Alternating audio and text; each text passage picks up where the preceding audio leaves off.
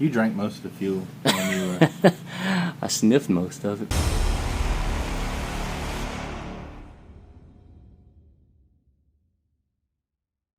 Hey, what's up guys? Mike here. So we have just taken out the fuel tank out of the Cuda and on the ground. We started off by emptying the fuel tank. Nothing goes to waste here at DIY Hemi. So we still got to take the rest of this fuel line out because we're going to use a new braided hose. Bottom valence comes off by taking out a couple of bolts on the back bumper area. Here they got some underneath this fender well here, and underneath the bumper it had about 7 bolts that was holding it on. And then Blake took off the straps that was hanging, had some J bolts, yep, hanging in there.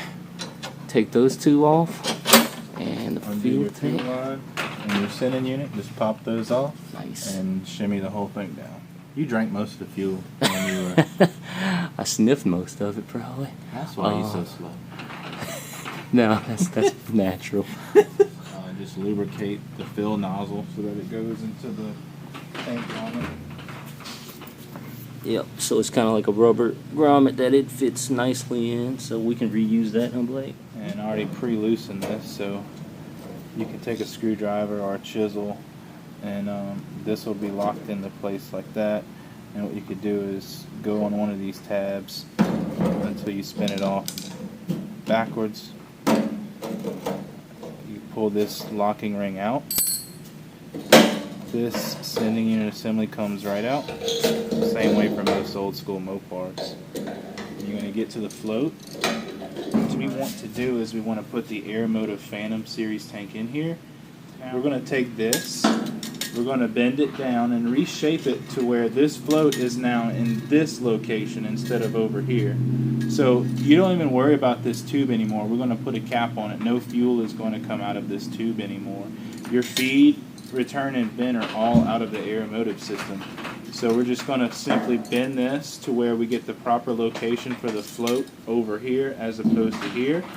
Slide it back in, put the lock ring on, drop in the Aeromotive system, and then bolt her all back up. This is the Phantom Aeromotive series. It's a 340. So it does have the fuel pump, which is in the box over here to the side. You'll see it has this kind of NASCAR inspired baffle. This is really what's going to help muffle that sound. This is really what's... So what we have to do is we have to drill a hole in the top. We have a hole saw bit here. It is 3.5 inches diameter. I'm sorry, 3 1/4. Sorry, 3 1/4. The kit actually comes with a lot of great stuff. The first thing you'll notice is it actually has this. It is a template, believe it or not. You're not going to use this other than to cut the hole. So what we do is we'll come and find a good spot. I like this. That's a good location for it. And I'm going to go ahead and eyeball the center. The kit also comes with the drill bit.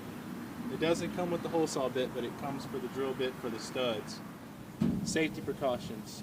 This tank was filled with fuel. We did empty it out completely, but it is an absolute great idea to fill it with water. I know that sounds very dumb, but it's going to help with explosion prevention. You don't want to have any vapors in here next to the high heat of cutting through the tank. So that's a great catch, Mike.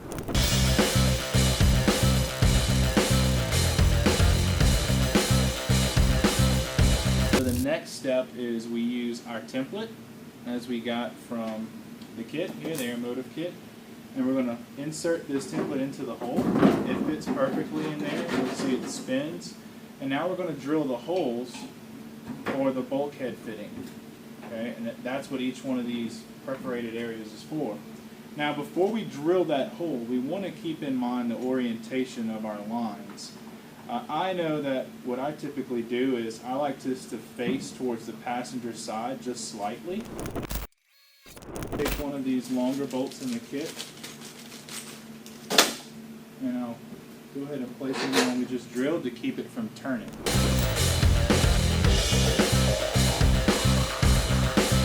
You're supposed to cut the depth of this about 1 inch taller than the height of the tank. The reason being is you want it to compress but push up on the underside of the tank, and that helps solidify it in place because it's going to sandwich between the top and the bottom of the fuel tank. Okay, so we're going to take our measurement.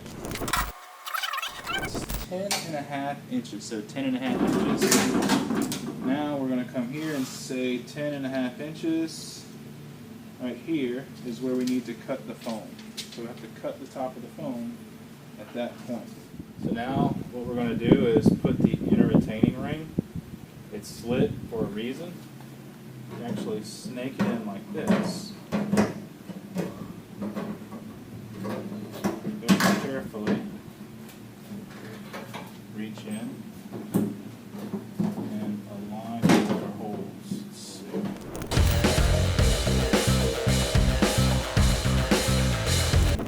So here's something I like to do at this point. Is I actually like to put a little bead of black RTV on that metal right there that we just cut. It's going to help with corrosion and make sure that this edge doesn't just kind of rust out and drop rust deposits into the fuel system.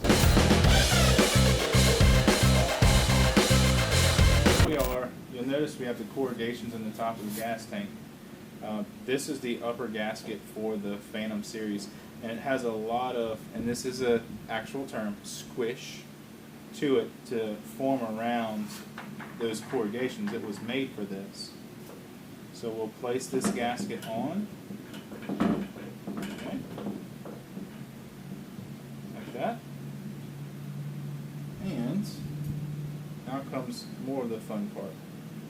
So this is a universal. It's made to where you can actually cut the support. This is the pump support area. What you do is the kit comes with a full fuel pump. It's a 340, so 340 liters per hour is how it's measured. It's already set up with the right connector to go on here, like this.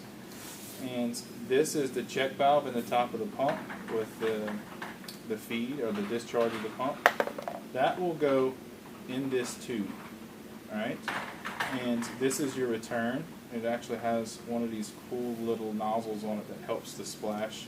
You want the suction of the fuel pump to be just above the floor of this baffled area. So I usually give it about a 1/4 inch of clearance. That'll give you enough space where it has support. So you're going to take the measurement again.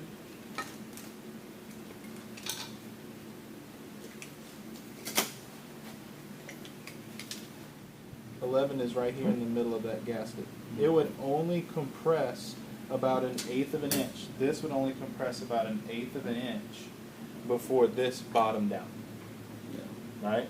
So the best thing to do is we're going to cut one notch off of this support so that this stick doesn't bottom out before this evenly compresses the gasket. Go ahead and put the pickup socket on right now too, because that has a bit of thickness to it as well. We know that 10.5 is the depth of the tank, so I'm going to come here and put this, I'd say let's do right there about 10 1/4, and I'm going to mark right here is where we need to cut this tube, because you want to cut the tube about how deep it's going to go on that discharge nipple. I'm going to do like that. We'll cut that tube. I'm going to go ahead and push this in.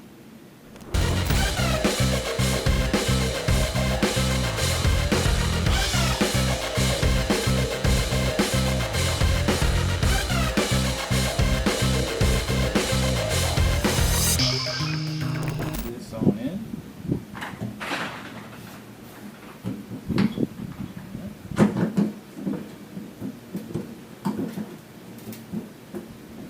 We can start bolting it down with the hardware it gave us.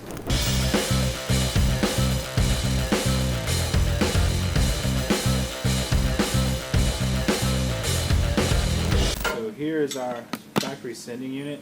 Again, when this is in place through this hole, the suction here is going to be right in place. It's going to hit with the sock, the foam filter at the base of here. So we can't do this anymore. We can't run this. We're going to have to bend this down and kind of snake it up to where this is now really located here. And its swing pattern clears the filter socket. This is the sending strap here. If you'll notice, it has like a nylon spacer right there on that sending unit. And that is for a purpose. Okay, we don't want it to ground out to the body. We want it to actually conduct through the sensor. So make sure when you bend this that this strap is not touching metal anywhere, or else your gauge won't work. Notice it comes from an insulated clip right here. Comes up, we're going to make sure it doesn't touch anything while it's inserted in there.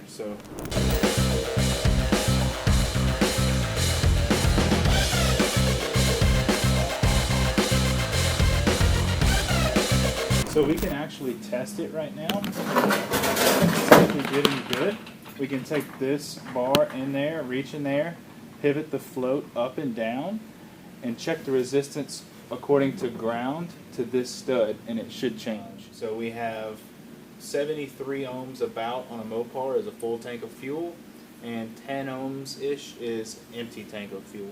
And it just sweeps accordingly. So when you get about halfway in the 30s, you'll have a half tank of fuel. 64 ohms, and if he moves it a little bit, you can see it go down. Yeah, there you see, go. 40. Yeah. I'm holding it at 45. I'm holding it up a little bit. Now when I let go, it's going to drop back up. So we put the leads on the front. We'll go ahead and put the pad back down with the spacers on the rails and put in our adapter. So in the vent, we'll put a barbed fitting and just put a vent hose with a rollover valve, and that's going to be like a 3/8 hose with a barb. I think that's going to be 3/8 NPT, or maybe quarter NPT. I'll double check with the literature. And then these will be NPT fittings to a -6AN fuel line, both the return and the outlet here.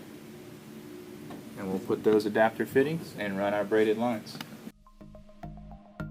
Hi, I'm Caleb. Thanks for watching.